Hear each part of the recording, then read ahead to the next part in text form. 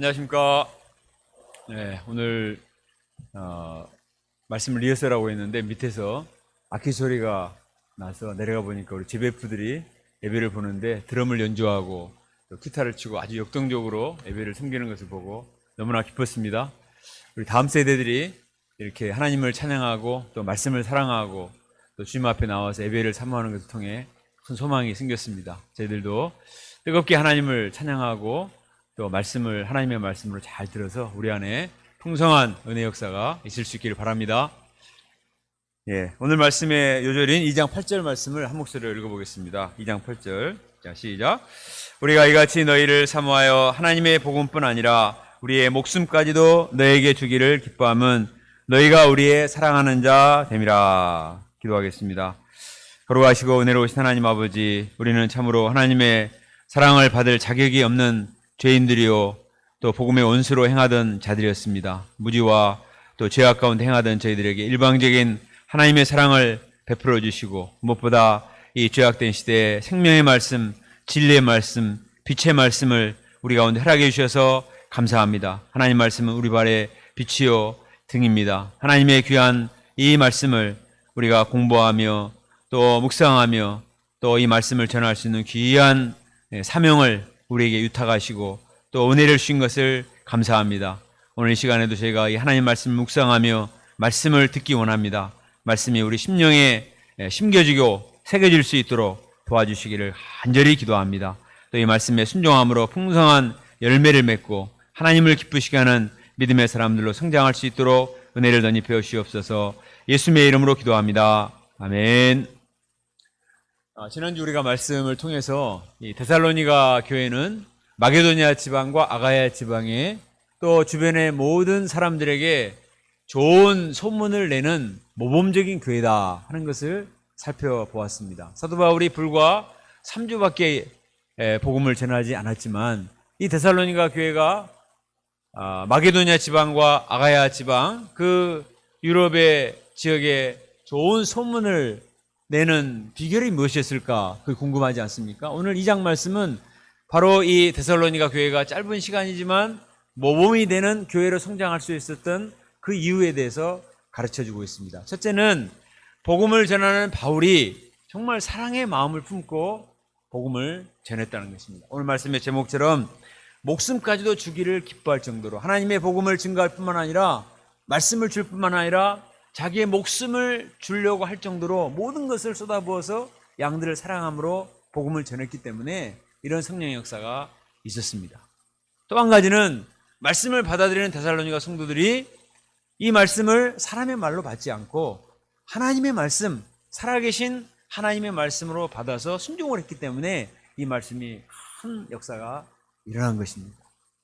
말씀을 전하는 목자도 온 심령을 다해서 사랑의 마음으로 양들을 돕고 또 말씀을 목자를 통해서 받아들이는 양들도 정말 경외심을 가지고 절대성을 가지고 말씀을 받으니까 이 짧은 기간이지만 믿음이 성장해서 주변의 많은 교회들에게 영향력을 끼치는 모범적인 교회가 되었다는 것입니다. 저희들도 우리 교회가 또 우리 가정이 우리 각 사람이 정말 모범이 되는 그런 교회가 되기를 원치 않습니까? 이를 위해서는 사도 바울처럼 정말 한 영혼을 향한 사랑의 마음, 생명을 주기까지 사랑하는 그런 사랑의 마음을 가질 수 있도록 기도해야 되겠습니다. 또 우리가 말씀을 받을 때 건성으로 듣지 말고 살아계신 하나님의 말씀이다. 무릎 꿇는 심정으로 경외심을 가지고 순종하는 마음으로 말씀을 잘 받을 때 말씀이 우리 안에 역사해서 우리 가운데 큰 은혜의 열매가 일어날 줄 믿습니다. 이 두 가지를 생각하면서 목자의 마음과 또 말씀을 받아들이는 이런 자세를 우리가 어떻게 해야 될 것인가 두 가지를 생각하면서 은혜를 받으면 좋겠습니다. 먼저 1절과 2절에서 바울이 얼마나 많은 시련 가운데서 복음 역사를 섬겼는가 이렇게 말하고 있습니다. 자, 우리 1절과 2절 같이 한번 읽어볼까요? 시작. 되지 않는 줄을 너희가 친히 아나니 너희가 아는 바와 같이 우리가 먼저 빌립보에서 고난과 능욕을 당하였으나 우리 하나님을 힘입어 많은 시름 중에 하나님의 복음을 너희에게 전하였노라. 바울이 데살로니가 오기 전에 먼저 빌립보에서 복음을 전했는데 거기서 많은 고난과 능욕을 받으면서 말씀을 전했다고 했습니다. 지난주 살펴본 것처럼 복음을 전하다가 감옥에 갇히고 또 매로 맞고 착고에 채이고 많은 고난을 당했지만 그런 가운데서도 간수에게도 복음을 전해서 간수의 집안이 복음화되고 하나님 은혜의 역사가 일어났다고 말합니다. 그런데 이곳에 와서도 데살로니가 와서도 많은 핍박, 유대인들의 핍박을 당하면서도 복음을 전했습니다. 바울이 이처럼 많은 환난 가운데서도 복음을 전파했지만 어떤 사람들은 바울의 이 순수성을 의심하는 사람들이 있었습니다. 바울이 왜 저렇게 열심히 하는가? 뭔가 꽁꽁이 속이 있지 않은가? 이렇게 해서 자기의 무슨 세를 구해달라고 하는 것이 아닌가? 아니면 무슨 돈을 벌려고 하는 비즈니스 목적이 있었던 것은 아닌가? 이렇게 생각을 했습니다. 실제로 당시에 헬라 철학자들 중에서는 전국을 순회하면서 자기 철학을 설파해가지고 자기 어떤 그룹을 만들고 이걸 통해서 추종자를 만들고 이것은 결국 어떤 비즈니스와 연결되는 그런 궤변론자들, 이런 사람들이 많이 있었습니다. 이 사도 바울도 그런 사람 중에 하나가 아닌가 이렇게 생각을 했던 것입니다. 그러나 바울은 그런 세속 철학자들과는 본질적으로 달랐습니다. 우리 3절과 4절을 같이 읽어보겠습니다. 3절 4절 시작. 우리의 권면은 간사함이나 부정에서 난 것이 아니요 속임수로 하는 것도 아니라 오직 하나님께 옳게 여김을 입어 복음을 위탁받았으니 우리가 이와 같이 말함은 사람을 기쁘게 하려 함이 아니요 오직 우리 마음을 감찰하시는 하나님을 기쁘시게 하려 함이라. 바울은 무슨 간사한 욕심이나 부정한 의도를 가지고 복음을 전한 것이 아니라 이렇게 말합니다. 사이비 철학자들처럼 속임수나 마술을 사용하지도 않았습니다. 그는 오직 하나님께로부터 복음을 위탁을 받았다. 하나님께서 나를 이방인의 복음 전파자로 나를 세우시고 이 하나님의 말씀을 나에게 맡기셨다는 것입니다. 이 하나님의 복음이 뭐냐? 예수 그리스도의 피 묻은 복음, 예수 그리스도의 십자가의 복음, 죽은 자 가운데서 부활하신 부활의 복음. 이것은 하나님이 오래전부터 계획하시고 완성하신 것이지 바울이 만든 것이 아닙니다. 하나님이 계획하시고 마침내 예수 그리스도를 통해서 완성하신 이 예수 그리스도의 십자가와 부활의 복음을 내가 위탁을 받았는데 이 복음은 얼마나 거룩하고 신성하고 귀한 것입니까? 사실 바울은 복음의 대적자로서 이 복음을 위탁받을 자격이 없는 사람이에요. 근데 하나님께서 그를 불쌍히 여기시고 일방적으로 구원하실 뿐만 아니라 그에게 이 하나님의 말씀을 맡기셨다는 것입니다. 그러니 얼마나 두렵고 떨려요. 하나님의 심판을 받아도 할 말이 없는 사람인데 이런 나를 불쌍히 여기시고 복음을 나에게 맡기셨으니 내가 무슨 목적과 이기적인 욕심과 무슨 뜻을 가지고 이런 일을 하겠는가. 나는 오직 복음을 위탁을 받았기 때문에 어떤 간사함도 어떤 탐심도 없이 그냥 내가 받은 복음을 그대로 증거하는 것이 목적이지 다른 뜻은 하나도 없다고 말을 하고 있습니다. 순수한 의도로 복음을 전했다는 것입니다. 원풍기를 꺼도 될 것 같으네요. 자, 빌립보서 1장 20절과 21절에 보면 바울이 이 데살로니가 오기 전에 빌립보의 복음을 전했잖아요. 빌립보 이런 여기서도 안 좋게 말하는 사람도 있었거든요. 근데 바울이 뭐라고 말하는가? 우리 20절과 21절을 같이 한번 읽어봅시다. 시작. 나의 간절한 기대와 소망을 따라 아무 일에든지 부끄러워하지 아니하고 지금도 전과 같이 온전히 담대하여 살든지 죽든지 내 몸에서 그리스도가 존귀하게 되게 하려 하나니 이는 내게 사는 것이 그리스도니 죽는 것도 유익함이라. 바울은 사나 죽으나 사람들이 인정해 주거나 인정해 주지 않거나 자기를 존경하거나 자기를 미워하거나 시기하거나 그거는 전혀 신경을 쓰지 않았습니다. 바울은 오직 그리스도가 존귀케 되고 그리스도의 복음이 전파되는 것이 목적이 있었기 때문에 내가 어떤 비난을 받고 오해를 받든 상관이 없어요. 심지어는 사나 죽으나, 지난주 우리 안나목자 특성에 나왔죠. 사나 죽으나 그리스도의 복음이 증거되는 것만으로 그는 만족한다고 말했습니다. 그는 정말 순수한 의도를 가지고 복음을 증거했기 때문에 모든 것을 쏟아부어서 투철한 사명감을 가지고 복음을 전한 것입니다. 작년에 우리 강우리 목자님의 1년 요절이 이 빌립보서 1장 20절, 21절 말씀이었습니다. 많은 목자님들을 위해서 제가 기도표를 보고 중보기도를 하는데 이 요절을 보면서는 굉장히 뜨끔했습니다. 이렇게 비장하게 비장한 요절을 잡았구나. 살든지 죽든지 그리스도께서 정직해 되도록 기도하니까 하나님께서 부모님의 핍박도 이기게 하시고 큰 승리를 주시는 것을 보았습니다. 우리 오직 주님만을 기쁘게 하고자 하는 순수한 목적을 가지고 사람들 반응에 신경 쓰지 말고 열매가 있든지 없든지 사람들이 인정해 주든 인정해 주지 않든지 정말 하나님의 말씀만을 증거하고자 하는 순수한 의도를 가지고 복음을 증거하면 하나님이 우리를 기뻐하시고 우리에게 큰 승리를 주시리라 믿습니다. 7절을 같이 한번 읽어보겠습니다. 7절 시작. 우리는 그리스도의 사도로서 마땅히 권위를 주장할 수 있으나 도리어 너희 가운데서 유순한 자 되어 유모가 자기 자녀를 기름과 같이 하였으니, 바울은 그리스도의 사도이기 때문에 이 사도의 권위를 가지고 강요를 하거나 어떤 지시를 할 수도 있어요. 초대교회 사도의 권위라는 것은 엄청났거든요. 그러나 바울은 그렇게 하지 않는다고 했습니다. 나는 사도의 권위를 주장하지 않겠다. 왜? 그렇게 하면 사람들이 들을 수 있을지는 모르지만 성도들의 마음을 얻을 수는 없습니다. 겉으로는 따른 척하지만 마음을 주겠어요? 그래서 바울은 오히려 사도의 권위를 다 내려놓고 부드럽고 겸손한 유모의 마음을 가지고 유모가 자기 자식을 기른 것처럼 내가 양들을 도왔다, 이렇게 말을 하고 있습니다. 유모는 젖먹이는 어머니를 가리키지 않습니까? 유모가 아이를 어떻게 키웁니까? 젖먹이 애들은 할 수 있는 게 아무것도 없습니다. 애들이 뭐 합니까? 먹고 싸고 자고 보채고 자기 마음대로 자기 하고 싶은 대로 다 합니다. 이번 구정에 저희 이제 조카들이 결혼해가지고 애를 낳아서 애들을 데리고 왔는데 그냥 온통 직장도 휴직하고 모든 것을 애에게 다 쏟아부어서 돕는 것을 보았습니다. 애기 아빠들은 좀 도와준 것 같지만 너무나 힘들어가지고 핸드폰 들고 어디로 사라집니다. 전화가 온 것도 아닌데 전화 들고 어디에 사라지는 것을 보았습니다. 우리 주니어 목자님들도 너무 힘들기 때문에 베개 들고 다른 방에 가서 애들 같이 하다가 잔다는 말을 들은 적이 있습니다. 너무나 힘드는 거예요, 애들 돕는다는 것은. 그러나 엄마들은 그렇지 않아요. 엄마들은 24시간 완전히 거기에 달라붙어서 풀로 조금만 눈을 떼면은 애들이 뭘 그냥 잘못할지 모르기 때문에 온통 거기에 쏟아부어 삽니다. 얼마나 몸이 지치고 피곤하겠습니까? 그런데도 이렇게 하는 이유가 무엇입니까? 왜 그렇게 하십니까? 사랑하기 때문에 그런 거예요. 사랑하기 때문에. 내 몸에서 나온 내 피부치요 나의 분신이기 때문에, 사랑하기 때문에. 저는 내 이기적인 조카들이 어떻게 그렇게 사랑이 많은지 아니 놀랐습니다. 와, 좀 그렇게 깍쟁이 같은 조카들이 얼마나 헌신적으로 하는지, 야, 이게 부모의 사랑이구나. 그런데 바울은 양들한테 그렇게 했다고 하는 거죠. 자기 몸에서 나온 자식이 아니잖아요.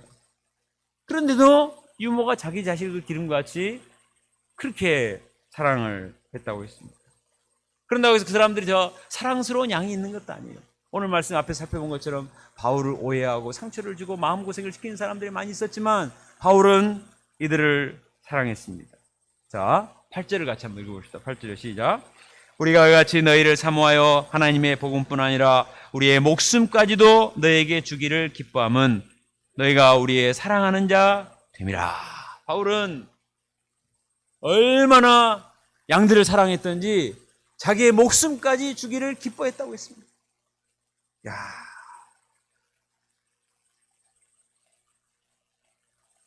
바울은 양들을 정말 진실하게 사랑했기 때문에 모든 투정도 참고 또 받아내고 단점과 이런 것들을 다 감당할 수가 있었습니다. 사랑은 정말 위대한 것입니다. 사도 바울이 쓴 고린도서 13장에 보면 사랑장이 나오지 않습니까? 사랑은 모든 것을 참으며 모든 것을 믿으며 모든 것을 바라며 모든 것을 견딘다고 했습니다. 우리말 번역에서는 모든 것인데 영어로 보면 always. 사랑하게 되면 항상 참을 수 있고 항상 믿고 항상 바라고 어떤 상황도 견뎌낼 수 있다는 것입니다. 사랑은 논리적으로 설명할 수가 없는 것 같아요. 그런데 사랑은 모든 상황을 초월하고 정말 전폭적이고 맹목적인 것이 사랑인데 그 사랑은 위대한 힘을 가지고 있습니다. 바울이 이렇게 양들을 사랑할 수 있었던 것은 그가 본래부터 사랑이 이렇게 넘치는 사람이었던 것이 아니고 예수님께서 바울에게 이런 사랑을 베풀어 주셨기 때문에 자기도 그 사랑에 감동을 받아서 양들을 그렇게 사랑한 것입니다. 사도 바울이 로마서 5장 8절에서 뭐라고 말했죠? 우리가 아직 죄인 되었을 때 그리스도께서 우리를 위해 죽으심으로 하나님께서 우리에게 대한 사랑을 확증하십니다.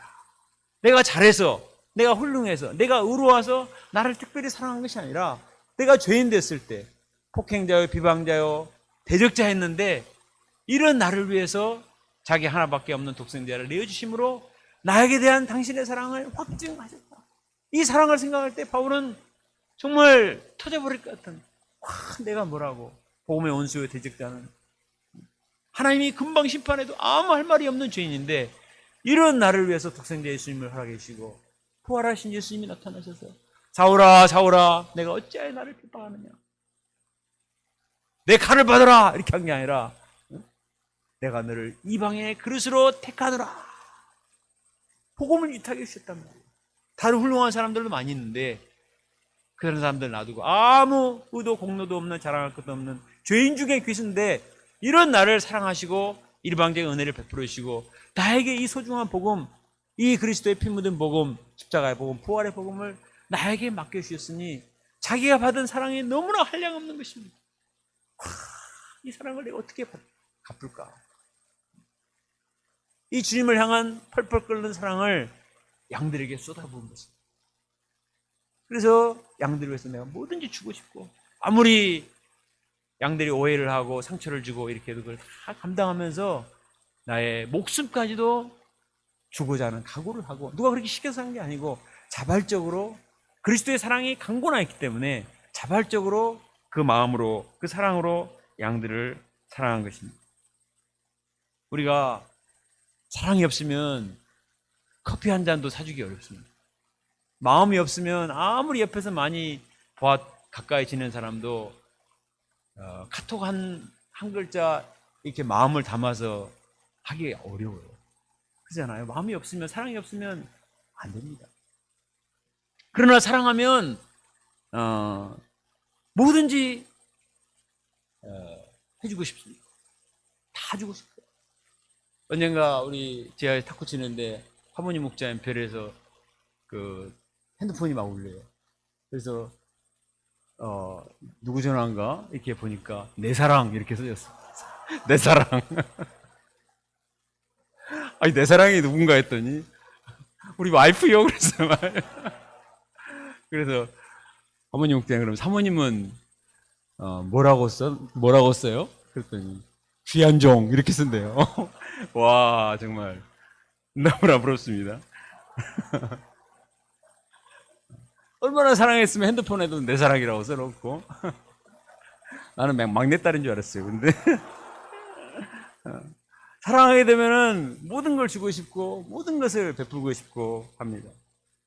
부모는 자식을 사랑하기 때문에 아낌없이 주고 또 줘도 아쉬운 게 부모의 마음이에요. 명절이 되면 막 바리바리 싸주고 더 주고도 또 주고 싶은 게 부모의 마음이지 않습니까? 자신의 가장 소중한 것, 목숨까지도 주고자 하는 게 부모의 마음인데, 사도 바울은 영적으로 낳은 자식이기 때문에 해산의 수고를 감당했다고 했잖아요.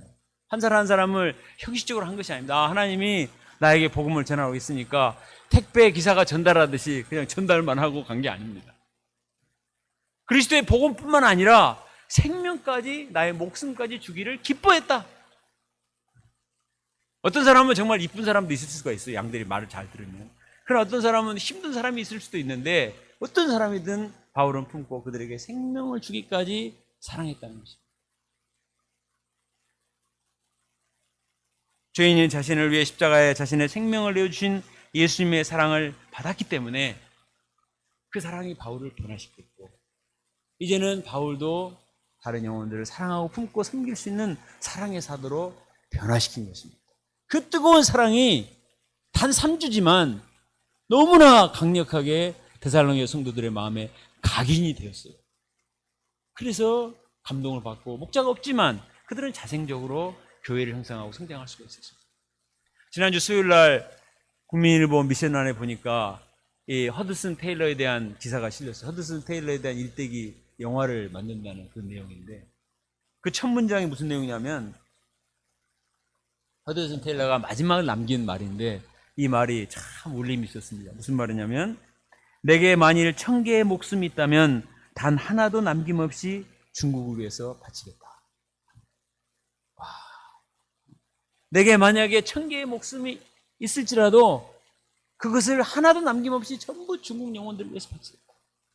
얼마나 중국 영혼들을 사랑했으면 이렇게 말했겠어요. 허드슨 테일러가 이 중국에 갔을 때 중국은 너무나 가난하고 너무나 비참하고 너무나 힘든 그런 곳이었습니다. 이 영국 사람이 그곳에 가서 복음을 전하기 쉽지 않았겠죠. 그러나 그가 17살 때 거듭남을 체험하고 그리스도의 사랑을 영접하고 그 뜨거운 심정을 가지고 20대 초반에 중국 선교사로 나갔습니다. 그리고 50년 가까이 중국에서 선교사로 사는데 중국 사람 똑같이 중국 사람 옷을 입고 중국 음식을 먹고 중국 복장을 하고 변발을 하고 그렇게 복음을 전했습니다. 이렇게 중국 영혼들을 향한 사랑으로 복음을 전했건만 공산혁명이 일어나서 선교사들이 전부 쫓겨나고 성도들도 성도들 합해서 2000명 이상이 순교를 당하는 아픔이 있었습니다. 문화혁명이 일어나서 교회를 다 없애버리고 이제 교회는 없어질 것이라고 생각을 했어요. 그런데 문화혁명이 끝나고 나중에 보니까 지하교회와 가정교회로 다 들어가 성도들이 더 많아졌어요. 공산당이 깜짝 놀랐습니다. 이 핍박해가지고는 도대체 기독교를 없앨 수가 없구나. 사랑은 그것입니다. 사랑은 죽음보다 강한 거예요. 오히려 이런 시련과 핍박 속에서 더 복음은 더 강력하게 전파가 됩니다. 우리 UBF 선교사님들도 양들을 얼마나 사랑하는지 선교지에서 뼈를 묻기까지 양들을 사랑하고 헌신하십니다. 그렇기 때문에 이 이방 양들이 변화되어서 거듭나고 목자가 되는 거죠. 시카고의 정유엽 선교사님은 우리가 아는 대로 방광 기능을 상실하셔서 소변 주머니를 달고 다니세요.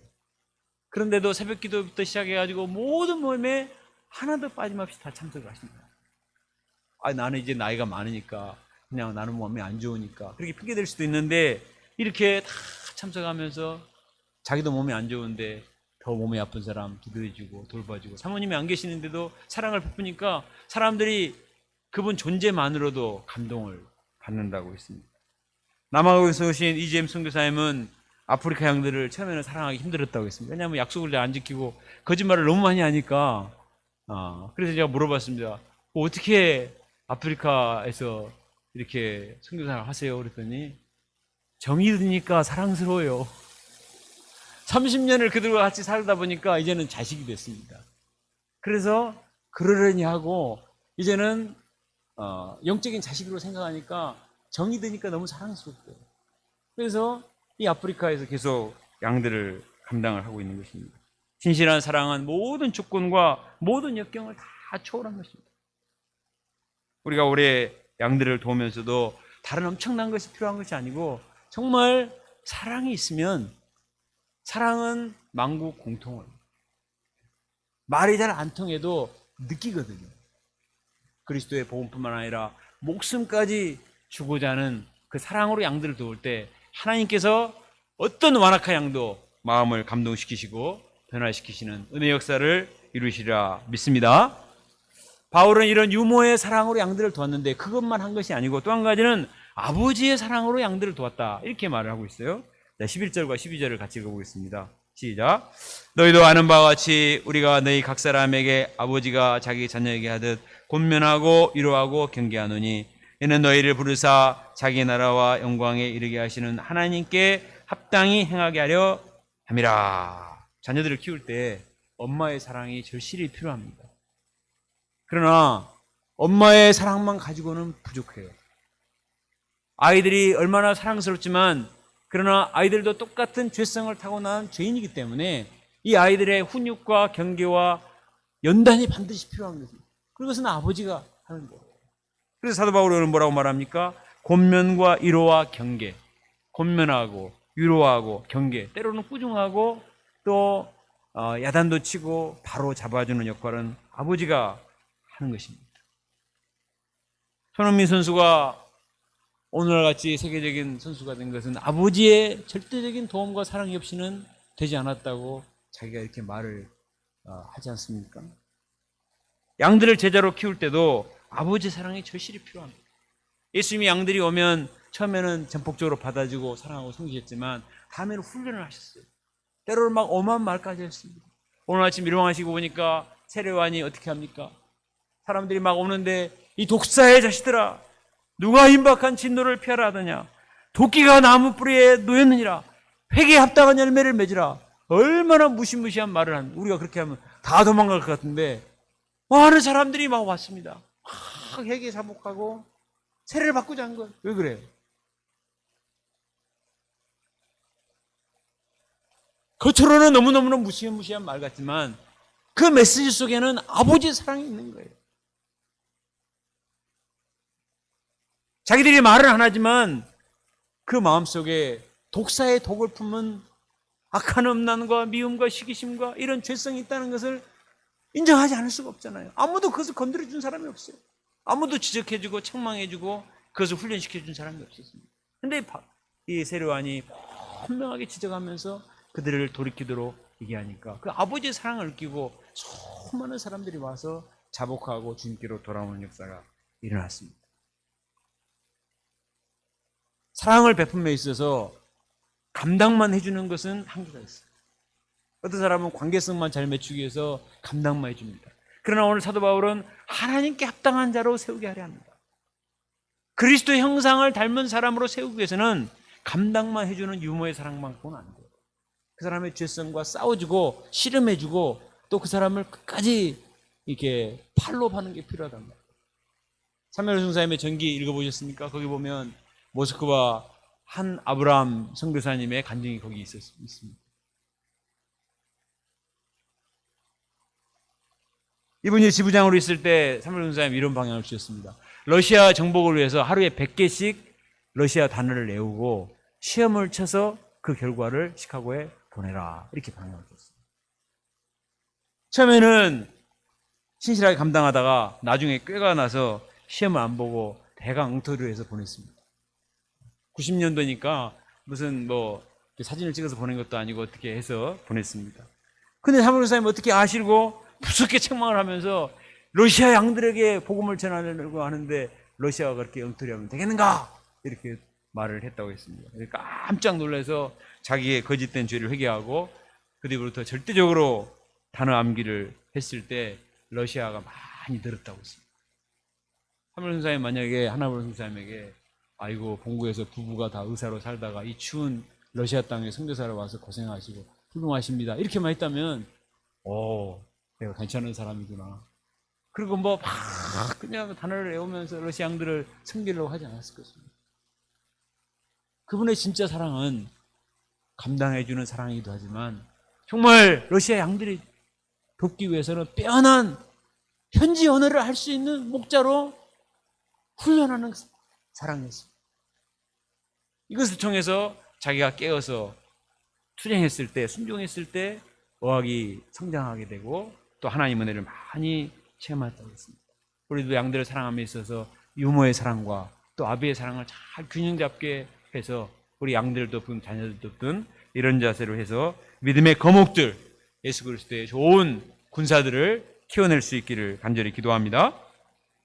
자, 이제는 바울이 데살로니가 성도들의 훌륭한 점을 얘기를 하고 있습니다. 우리 13절을 같이 한번 읽읍시다. 13절 시작.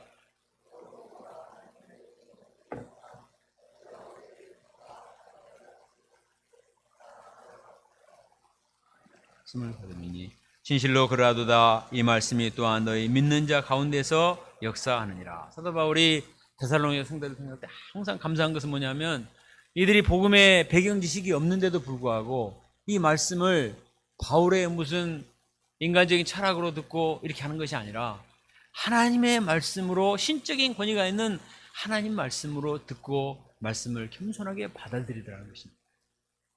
양들이 그렇게 하기 쉽지 않잖아요. 그런데 하나님의 말씀으로 들었다. 말씀에 대한 경외심이 있었습니다. 하나님의 말씀이기 때문에 두렵고 떨림으로 영정하고 하나님 말씀이기 때문에 순종을 하고 어찌하든지 말씀대로 행하고자 투쟁을 했을 때 그 말씀이 그 마음에 심겨져서 역사하느니라. 역사했다는 것은 영어로 work예요. 활동했다. 아무리 말씀을 잘 전해줘도 그것을 하나님의 말씀으로 영접하지 않으면 튕겨나가버려요. 길가와 같은 마음밭으로 그냥 튕겨내면 아무런 역사가 일어나지 않습니다. 그러나 한 말씀일지라도 그 말씀을 내게 주시는 하나님의 말씀으로 받아들이고 영접하면 그 말씀이 내 안에서 활동을 하기 시작합니다. 꿈틀꿈틀 역동하며 활동을 해서 싹이 나고 꽃이 피고 열매가 맺혀서 풍성한 결과를 가져올 수가 있습니다. 사무엘상 3장에 보면 사무엘이 말씀을 듣는 자세가 나옵니다. 그는 어렸습니다. 이게 하나님 말씀인지 선배 제사장의 말인지 분간도 잘 하지 못할 그런 나이였지만, 그러나 하나님이 자꾸 말씀하시니까 나중에 분간을 하면서 나중에 뭐라고 말하냐면 말씀하옵소서 주의 종이 듣겠나이다. 주여 말씀하옵소서 저는 주의 종입니다. 무슨 말씀이시든지 제가 듣겠습니다. 사무엘서 보면 그 시대는 너무나 어두워서 이상이 흔히 보이지 않았던 시대. 너무나 타락하고 제사장의 아들 엘리의 제사장 아들들조차도 하나님 말씀을 우습게 생각하고 하나님께 드릴 재물을 훔쳐먹고 해망에서 일하는 여인들과 음란한 죄를 짓는 그런 시대였습니다. 그런데 어린 사무엘은 그들의 영향을 받지 않고 주여 말씀하옵소서 주의 종이 듣겠습니다. 그 말씀을 그대로 듣고 백성들에게 가서 전파하니 단에서 브엘세바까지 하나님 말씀이 하나도 땅에 떨어지지 않는다.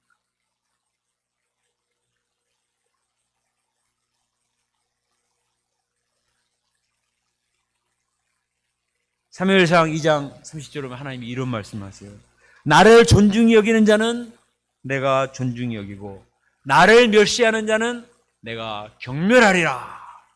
이 말씀은 무슨 얘기냐면 하나님을 존중해서 하나님 말씀을 겸손하게 들으면 나도 그 사람을 존중하고 축복하겠다.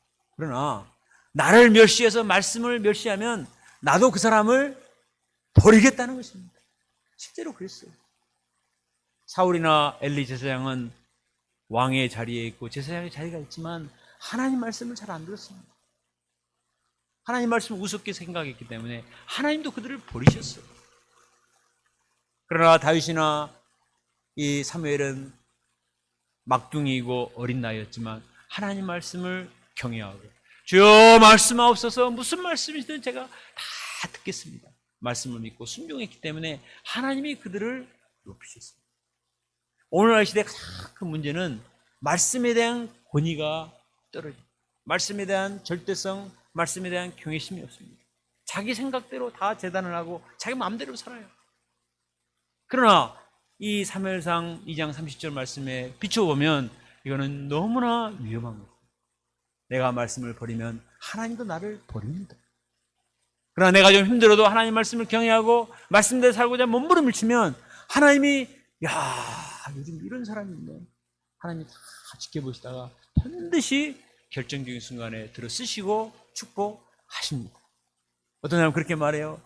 이 2000년, 3000년 전의 말씀을 내가 왜 듣고 순종해야 되는가? 오늘날 지금 시대가 어떤 시대인데? 그리고 그냥 말씀을 만홀하게 여깁니다. 자기가 필요한 것만 꼭 축복되는 말씀만 꼭 따다가 합니다. 나의 복음이에요, 나의 복음. 그러나 우리가 하나님 말씀을 경외하고 말씀대로 순종하면 하나님께서 축복하시리라 믿습니다. 이번호 일용왕시 94페이지에 보면 미국 오하이오 콜럼버스의 폴린박 선교사님의 소감이 수록이 되어 있어요. 이분이 고향이 광주인데 대학 다니다가 방학 때 고향에 내려와 있었습니다. 맨 데모만 하고 공부도 안 하니까 산악회에 들어가서 등산만 다니다가 방학 때 내려와 있는데 친구가 UMF 다니는 친구가 광주까지 신방으로 왔어요. 우리 제주도 수양에 가자. 그러자 이분은 제주도에는 한라산이 있지. 다른 건 아무 생각 안 하고 한라산 등반을 하고자 수양회를 따라갔습니다. 1975년 전국 수양회를 한 겁니다. 요즘 우리 전국 학생 수양회를 속초에서 하듯이 당시에 전국 학생 수양회가 아니라 UMF가 75년이니까 많지 않았으니까 전부 다 모이는 거예요. 배 타고 10시간 타고 갔습니다. 그리고 수양간에 도착해서 마침내 아침밥 먹고 짐 싸들고 밖에 나오는 거예요. 그리고 배낭 놀고 제주도가 모든 게 신기하잖아요. 그러니까 버스 타고 돌아다니며 실컷 관광하고 또 한라산 등반하고 이렇게 며칠간 그렇게 지냈습니다. 근데 하루는 밤늦게 들어가니까 목자님들이 모여서 간절히 합심 기도를 하고 있었습니다. 말씀을 듣지 않고 관광하고 다니는 데들이 회개하고 말씀을 듣도록 도와달라고 기도를 하고, 이분만 그렇게 한 게 아니라 많은 사람들이 그렇게 하고 있던 거예요. 아침밥 먹고 나가서 관광하고 한라산 갔다 와서 놀고 저녁에 들어오고 잠만 자고. 수학이로 온 게 아니라 놀러 온 거예요. 얼마나 말씀을 열심히 준비를 했는데 말씀에 경외심이 이렇게 없이 하니까 그냥 목자님들이 눈물로 기도했습니다. 그 모습을 보고 이분이 너무 찔렸습니다. 그래서 그때부터 안 나가고 이제 말씀을 듣기 시작했습니다. 그런데 그때는 모든 말씀 이삼을 목사님이 전하셨는데 요한복음 4장과 요한복음 11장 말씀이 강력하게 역사했습니다. 요한복음 4장 14절 나의 주는 물은 그 속에서 영생하도록 솟아나는 샘물이 되리라. 요한복음 4장 말씀은 하나님 나라 황태자와 이 사마리아 여인의 영적인 로맨스의 말씀인데 이 생수의 말씀을 먹어야 하늘나라 백성으로 살 수 있습니다. 이 말씀을 듣고 그분이 깜짝 놀랐습니다. 내가 사마리아 여인처럼 헛된 우물을 추구하며 살았구나. 생수를 마시며 살아야겠구나. 요한복음 10장 말씀 메시지를 전하시면서 죽을 수밖에 없는 나사로를 붙들고 살지 말고 부활의 생명이신 예수님을 붙들고 사세요. 죽을 수밖에 없는 나사로를 붙들고 살겠습니까? 부활의 생명이신 예수님을 믿고 살겠습니까? 선택하세요. 이 말씀이 천둥번개처럼 임해서 내가 뭘 붙들고 살아야 되나? 부활의 생명이신 예수님을 믿고 살아야 되겠다. 이 말씀을 듣고 영접하기 시작하니까 그때부터 말씀의 은혜가 폭포수처럼 임해서 생전 처음으로 기쁨과 감격과 큰 은혜가 넘쳤다고 했습니다. 생둥이 양인데 이 메시지가 하나님의 말씀으로 들리기 시작했을 때 그 마음에 큰 감동과 충격으로 다가온 것입니다. 그 뒤에 꾸준히 성경을 공부하고 목자로 성장해서 미국 선교사로 나갔습니다. 그리고 케빈 얼버트와 스티브 스타시노스 등 굵직굵직한 미국 목자들을 키워내는 훌륭한 선교사가 되었습니다. 수양에 처음 따라간 생둥이 양도 말씀을 전하는 사람도 하나님의 권위를 가지고 하나님의 말씀을 증거하고 또 주변의 사람들이 목자들이 기도해서 정말 놀러 온 것이 아니라 하나님 말씀을 들으러 왔는데 양들이 하나님 말씀을 듣게 하소서 간절히 기도하니까 양들이 마음이 겸손해지고 하나님 말씀으로 듣기 시작하니까 말씀이 그 안에서 역사하기 시작한 것입니다. 역사하기 시작한 거예요. 말씀이 그 안에 들어와서 흥하여 세력을 얻고 그 사람이 회개하고 변화되어서 선교사가 되어서 이날까지 이제는 콜럼버스 대학의 지부장 사모님 되어서 많은 미국 양들을 키우는 혁명적인 변화 역사가 일어난 것입니다. 말씀이 이렇게 놀라워.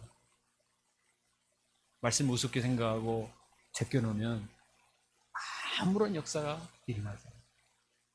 그러나 하나님의 말씀을 사람의 말이 아니라 하나님의 말씀이다. 사실은 하나님의 말씀입니다. 우리가 어려서 자랄 때는 할아버지 앞에 가면 무릎을 꿇었습니다. 할아버님 말씀인데 어떻게 같이 이렇게 만져서 듣는 거 무릎 꿇고 들어요. 그런데 하나님의 말씀은 할아버님의 말씀이 아니라 살아계신 창조주 하나님의 말씀입니다. 생명의 말씀이요 구원의 말씀이니 우리가 정말 두렵고 떨림으로 하나님 말씀을 영접할 때 말씀이 내 안에 들어와서 날카로운 칼이요 왕원 화살이 되어서 심령 골수를 찔러 쪼개고 모든 어둠의 세력을 몰아내고 내 안에 죄성을 뿌리 뽑고 우리 마음에 큰 희망과 빛으로 역사하게 될 줄로 믿습니다. 내 마음에 불타는 열정과 비전이 일어나서 이제는 거룩한 삶으로 변화 역사가 일어나는 것입니다. 하나님의 말씀은 3000년 전에 모세에게 주셨던 말씀이나 2000년 전에 베드로나 바울에게 주셨던 말씀이나 지금 오늘날에도 동일하게 살아계시고 하나님 말씀은 살아있고 운동력이 있다고 그러지 않습니까? 이 하나님의 말씀을 너무나 보배로운 말씀으로 영접할 때 우리 안에서 이 말씀이 살아서 역사하게 될 줄로 믿습니다. 오늘 우리가 두 가지를 배웠습니다. 말씀을 전하는 목자도 하나님의 말씀을 전하고 자기의 목숨까지도 주고자 하는 그런 마음으로 양들을 듣고, 말씀을 받는 사람도 사람의 말로 받지 않고 사실은 하나님의 말씀으로 듣고. 그러니까 가만히 생각해 보니까 우리 표하고 비슷해요. 우리 표가 뭐죠? 한 말씀과 한 영혼의 생명을 봅시다. 한 말씀, 데살로니가 성도들은 한 말씀을 하나님의 말씀으로 듣고 생명을 얻었어요. 사도 바울은 한 영혼을 하나님이신 양으로 생각하고 생명을 보고 살아냈습니다. 우리가 데살로니가 교회가처럼 모범이 되어가는 교회가 되고 있구나. 우리가 정말 이 데살로니가 교회처럼 목숨을 줄까지 양들을 사랑하고 또 하나님 말씀을 경외하고 순종할 때 그 말씀이 우리 안에 들어와서 우리를 변화시키고 우리의 공동체와 우리의 가정과 또 우리 주변의 사람들에게 많은 영향을 끼치는 모범적인 교회가 되게 하실 줄로 믿습니다.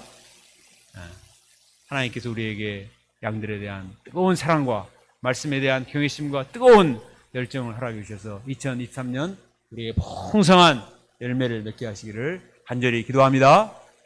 기도드리겠습니다.